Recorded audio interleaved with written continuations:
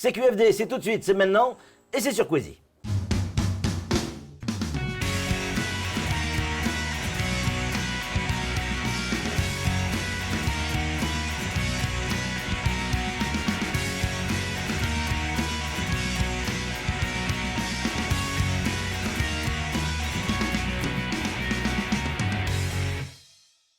Monsieur le Président, bonjour. Bonjour. On s'est vu il y a quelques jours. Bon, dans la réalité des choses, on s'est vu il y a quelques minutes. Hein. On ne cache rien à nos téléspectateurs. On enchaîne les émissions avec un sujet totalement différent du précédent, puisqu'il devra répondre à une question simple, Président. À quoi va ressembler notre justice à Mayotte dans les années à venir? On le sent bien, vous le disiez dans votre récente interview sur nos antennes, que les assises, par exemple, demandent beaucoup de moyens. Il va falloir trouver d'autres solutions, il va falloir réfléchir. Mais il y a urgence. Est-ce que vous avez déjà réfléchi? Vous savez déjà comment ça va se passer? Oui. Votre question tombe vraiment au bon moment, puisque là, on est en pleine réflexion et prise de décision. Oui. C'est vraiment le moment là qui se cristallise. Pourquoi? Bon, je n'en sais trop rien d'ailleurs. Enfin, où j'ai ma petite idée. Début on est 2022. dans une période Oui. électorale présidentielle. Ça doit jouer aussi, ça. Oui. Il y a des promesses de partout, donc. Oui. Alors là, en l'occurrence, je ne vous parlerai pas de promesses, puisque Bien sûr. je n'en suis pas capable et ce n'est pas mon rayon. Je vais vous parler de ce que je sais. Alors, pour ce qui est des moyens matériels, il est très sérieusement envisagé la construction d'un nouveau palais, un peu plus central, plus près du centre-ville de Mamoudzou. Voilà. D'accord. Donc un déménagement d'ici quelques années. Déménagement, donc c'est pas forcément un deuxième palais, alors. Non, ça sera C'est un nouveau palais. Un nouveau palais, oui, Beaucoup tout à plus fait. grand, donc, forcément. Oui, enfin, on peut l'espérer qu'il sortira de terre. Donc là, il ne s'agira pas d'acheter des bâtiments déjà Mais de les construits, voilà, ou de louer comme c'est ici, puisqu'ici nous sommes en location, il faut le savoir, bien sûr. ce qui peut paraître un peu étrange.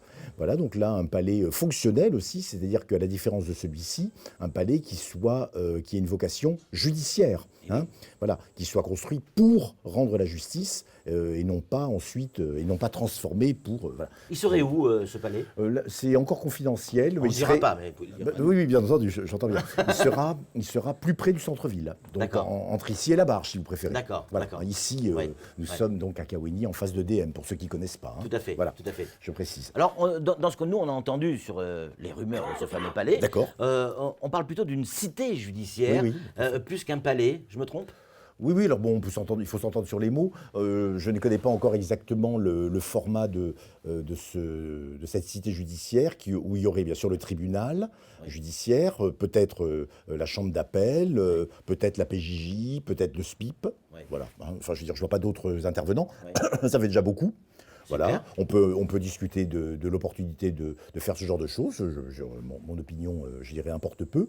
Toujours est-il que c'est vers ça qu'on se dirige, oui. D'accord. Avec un tribunal alors un tribunal comme ça, aussi grand, est nécessaire. Oui, Là-dessus, oui. tout le monde est d'accord. Alors là, tout le monde. Je ne dirais pas le contraire. Ça coûte combien et qui paye? C'est cru comme question, mais Oui. ça nous intéresse parce que, Oui. a priori, on imagine que c'est avec nos impôts. Qui paye, oui, c'est le contribuable, enfin j'imagine en tout cas. Combien, je ne sais pas. Ouais. Ce sont des sommes importantes qui seront mobilisées par le ministère de la Justice. Oui. Là, non, je ne veux pas dire de bêtises. Hein. Non, Ouais, je ouais. ne connais pas assez bien le prix du foncier Ouais. et des travaux à Mayotte.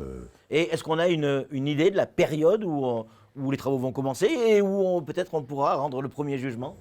On devrait pouvoir avoir ce tribunal d'ici 5-6 ans, je pense. Ah, ça va quand même relativement vite, hein. Oui, on peut dire ça comme ça. Voilà. Alors ça, c'est les moyens matériels.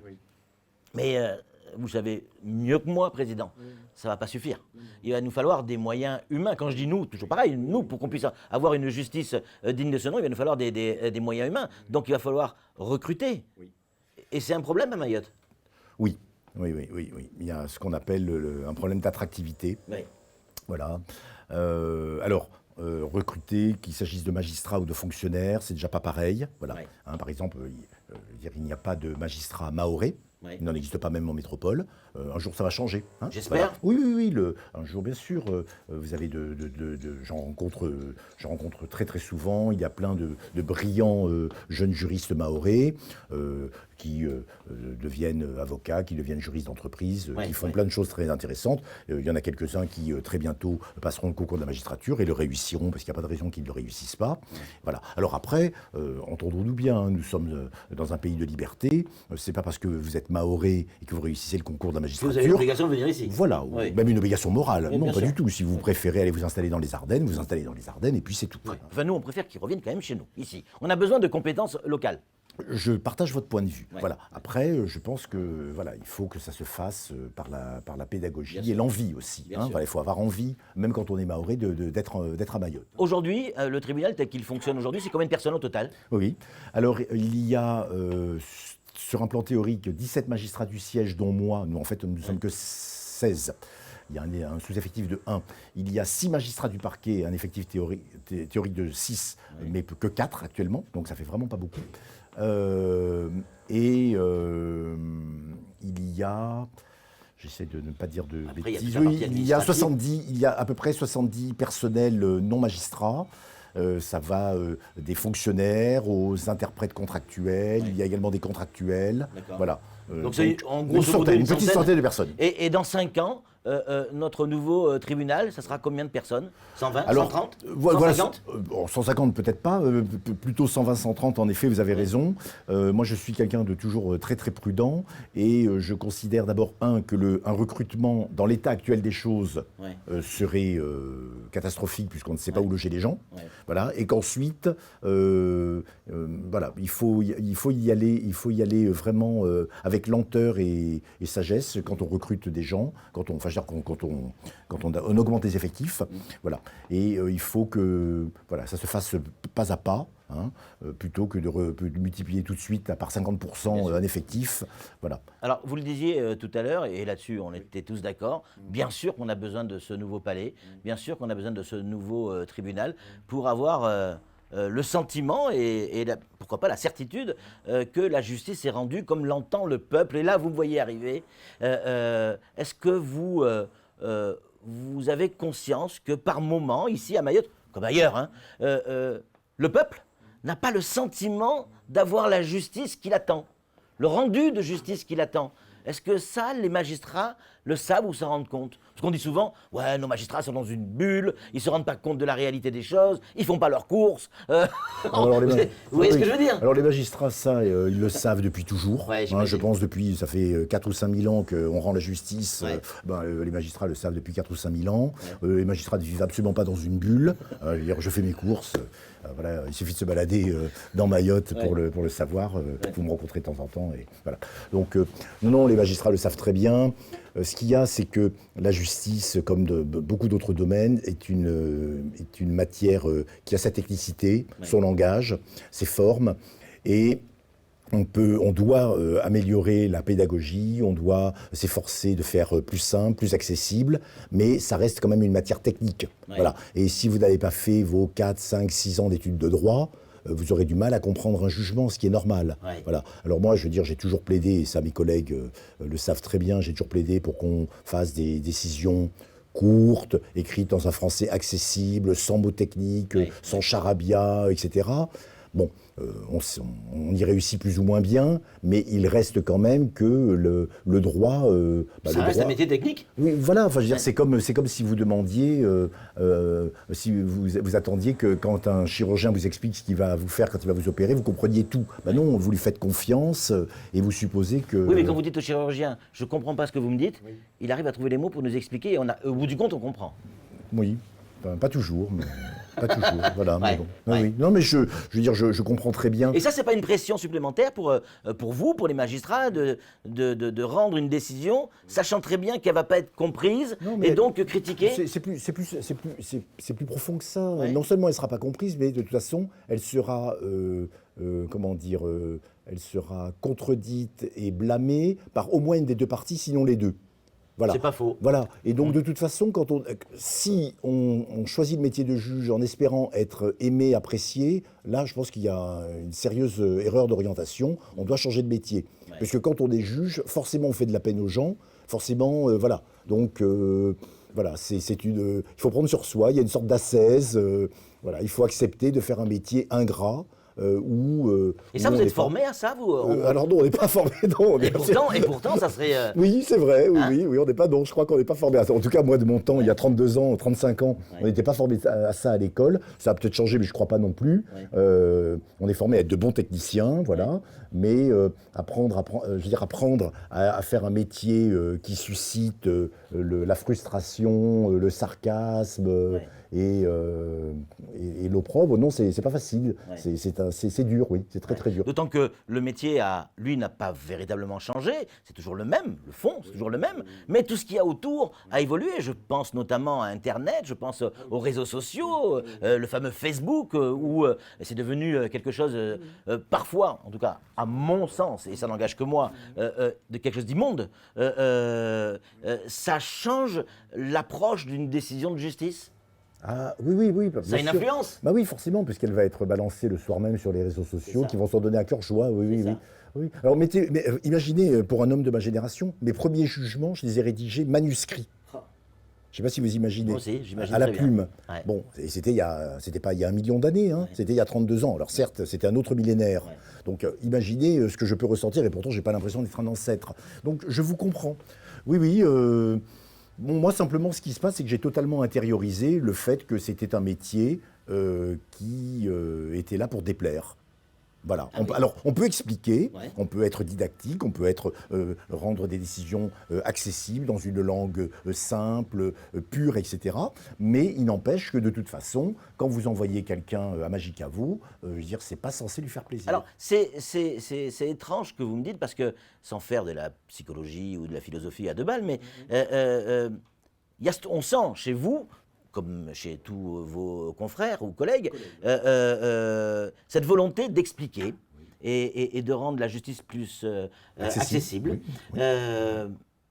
Et pourtant, on nous dit tout le temps, on ne commente pas une décision de justice.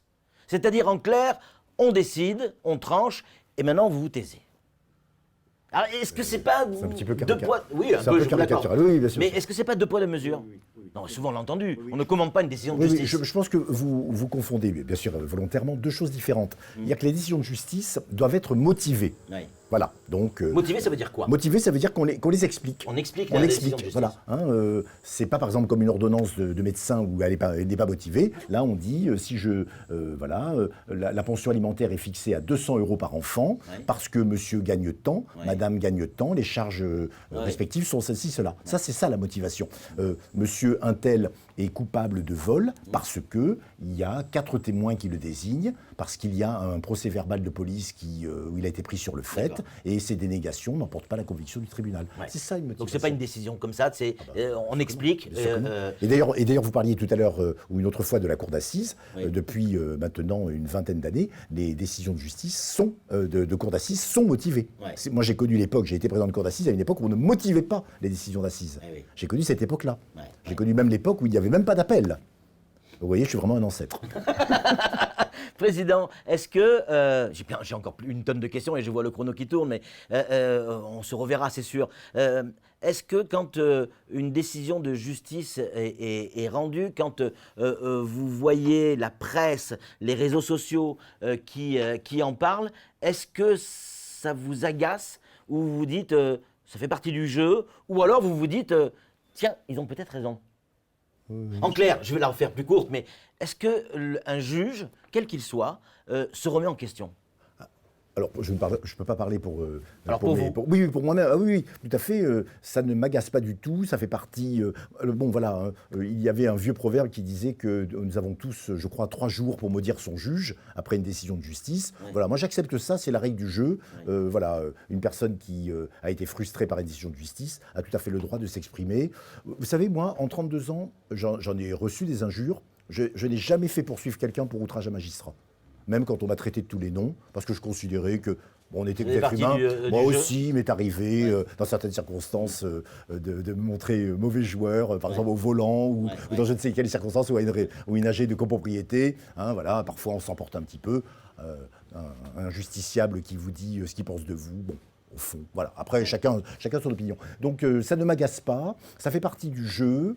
Voilà. Est-ce qu'un magistrat se remet en question? Oui, voilà, c'était ça la deuxième partie de votre question. Ah, bah oui, tout le temps. Hein, oui, parce psychologiquement, ça doit non, être parce que compliqué, par quand même. exemple, une décision peut être bonne, Oui. techniquement et même mais avoir été mal expliquée ou mal comprise ou ne pas tomber au bon moment. Il y a aussi, une décision de justice, elle n'est pas quelque chose de totalement comme ça immanent qui flotte dans les airs. Il faut qu'elle arrive au bon moment. Voilà. Il y a aussi une part de psychologie et d'intelligence, je dirais, de la situation. Voilà. C'est aussi ça qu'on apprend quand on est juge au fil des années et des décennies. On arrive quasiment à la fin de cette émission. Il nous reste une poignée ou quelques minutes. Vous êtes bien ici à Mayotte? Oui, j'aime beaucoup. Vous vous sentez bien ici à Mayotte pour pouvoir continuer à travailler et rester, pourquoi pas, encore quelques années avec nous? Oui, tout à fait. Oui, je vous ai répondu oui. Je maintiens, oui. Alors, je ne dirais pas jusqu'à dire que tout est toujours facile à Mayotte, parce que si je vous le disais, vous ne me croiriez pas. Il y a des difficultés liées aux embouteillages, aux coupures d'eau, aux coupures d'électricité, puisque là, on le vit en ce moment. Voilà, nous le vivons en ce moment, etc. Voilà.